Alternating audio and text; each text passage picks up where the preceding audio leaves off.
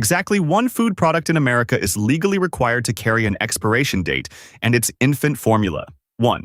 Everything else in your refrigerator, the milk, the yogurt, the eggs, the deli meat, carries a date that no federal agency wrote, reviewed, or enforces. A manufacturer picked that number, alone, in a room, and printed it.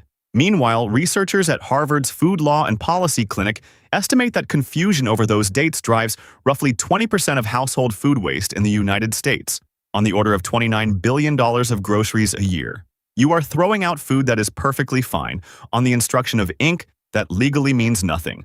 Here's the part that reframes everything. The sell-by date was invented for the stock clerk. It's a rotation instruction, a note from the processor to the retailer saying, pull this carton on Thursday so the customer still gets a week of life at home. It was internal logistics, and it happened to get printed on the outside of the package where you could read it. You were never the audience. You just started obeying it.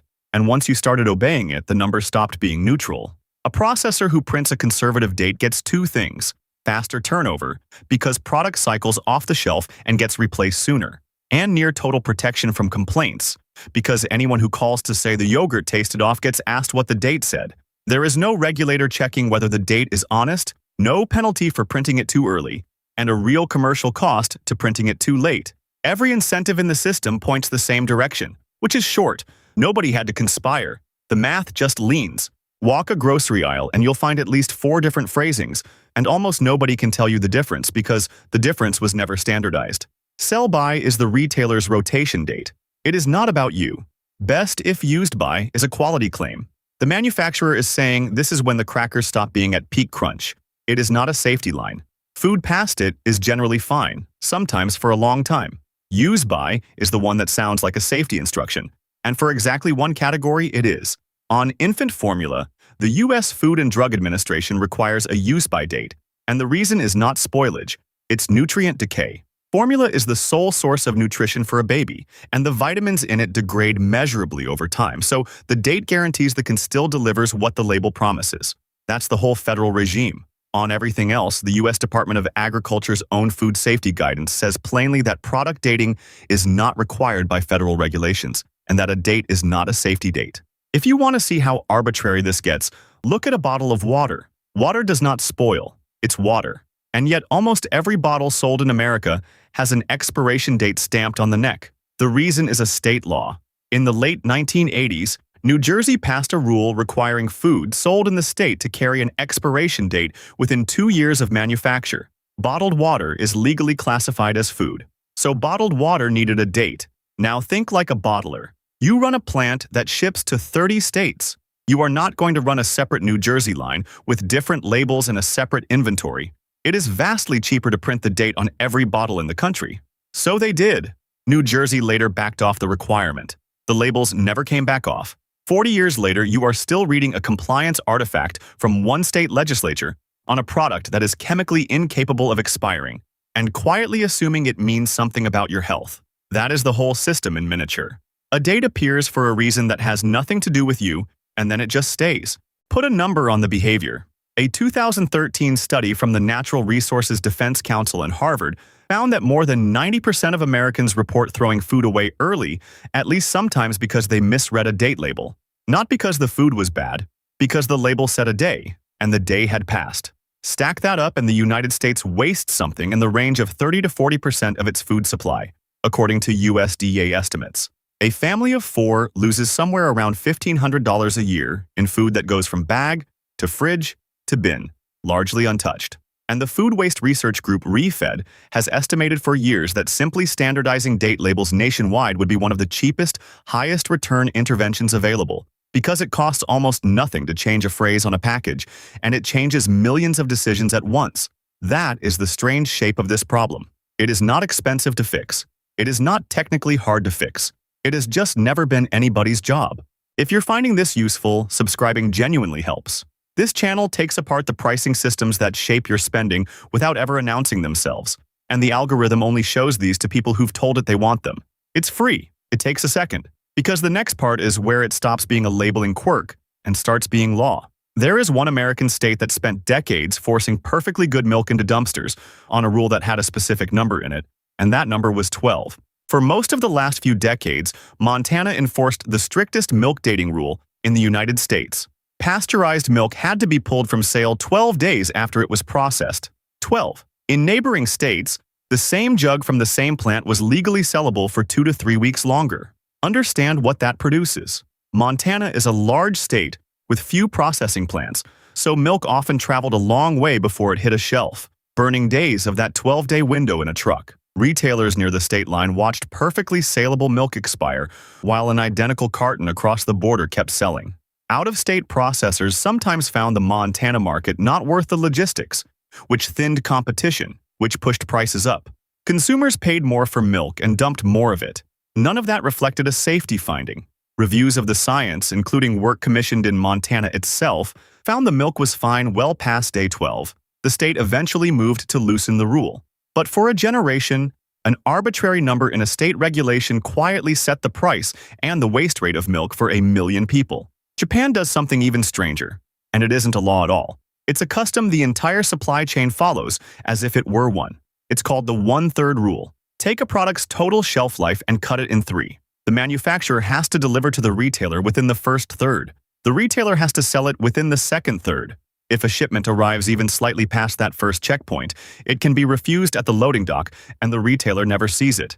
So food that is nowhere near spoiling, food with 2/3 of its stated life remaining, gets rejected on arrival and sent back. Some of it gets discounted into secondary channels. A lot of it is destroyed. Japanese food waste researchers have pointed at this rule for years as one of the single largest sources of avoidable commercial waste in the country, and the industry has slowly experimented with moving to a 1/2 rule instead.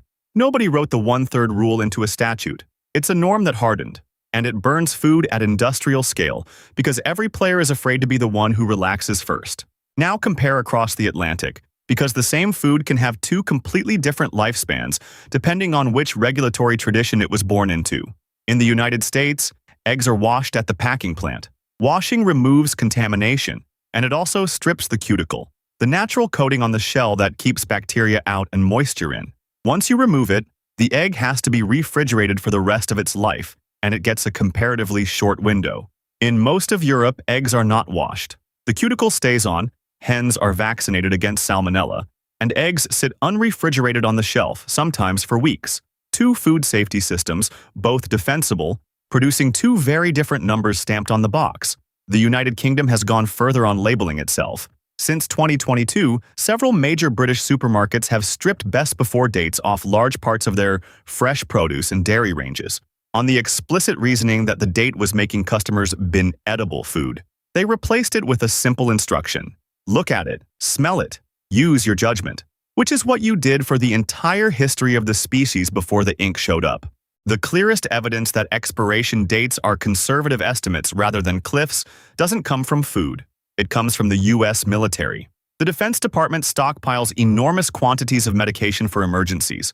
Replacing all of it every time a date passed was costing a fortune. So the FDA and the Pentagon ran a joint program to actually test whether expired drugs had degraded. They tested thousands of lots across more than 100 different medications, and the published results found that the large majority, on the order of 88% of tested lots, remained stable well past the printed date. The average extension granted ran to several years. Some ran far longer. The expiration date on a drug is not the moment it turns dangerous. It is the last date the manufacturer has committed to guaranteeing full potency, based on the length of the stability study they chose to run. Run a 2-year study, get a 2-year date. That's the mechanism. There are real exceptions, and some drugs genuinely should not be used past date, so this is not an invitation to raid the medicine cabinet, but it tells you what kind of number you're looking at. It's a warranty, not a verdict. Here's where the cost lands on people who can least absorb it. Grocery stores and restaurants sit on enormous volumes of food that is past a printed date and completely edible. Food banks want it. Federal law has protected donors from liability since the Bill Emerson Good Samaritan Food Donation Act passed in 1996, and Congress strengthened those protections again in recent years specifically because the confusion was still deterring donations. And yet food gets destroyed anyway, partly because a patchwork of state rules restricts or muddies the sale and donation of past-date food, so a national chain can't write one clean policy, partly because store managers, absent a clear rule, do the safe thing, which is throw it out. And partly because a date that legally means nothing still feels like it means something, and nobody wants to be the person who handed a food bank a box stamped with yesterday. So the same ambiguity that empties your fridge also empties the donation pipeline, at a moment when food bank demand in most of the country is at or near record highs. The fix has existed on paper for a decade. In 2017, the two largest grocery and food manufacturing trade associations in the United States agreed on a voluntary standard. Two phrases, total. Best if used by for quality. Use by for the small number of products where the date really is about safety. The FDA publicly endorsed the quality phrasing. It is simple, it is cheap, and it works. It's also voluntary. Adoption has been partial, phrasing still varies brand to brand, and nothing prevents a company from printing whatever it wants. The legislative version is called the Food Date Labeling Act. It would standardize the two phrases nationally, make clear that quality dates are not safety dates, and stop states from banning the sale or donation of past date food. It has been introduced in Congress repeatedly since 2016, in session after session, with bipartisan sponsors. It has never made it to a floor vote. There's no villain here, which is the frustrating part. There is no industry lobby spending money to keep date labels confusing. There is simply no constituency that wakes up angry about it, no crisis to force it, and 1,000 bills ahead of it in the queue. So it sits. So here's how to actually hold this. Every date on every package in your kitchen is one of two things. It's a quality estimate a manufacturer chose with commercial incentives pointing toward short. Or, in the single case of infant formula, it's a federally required guarantee about nutrient content in a product where a baby has no other source of nutrition.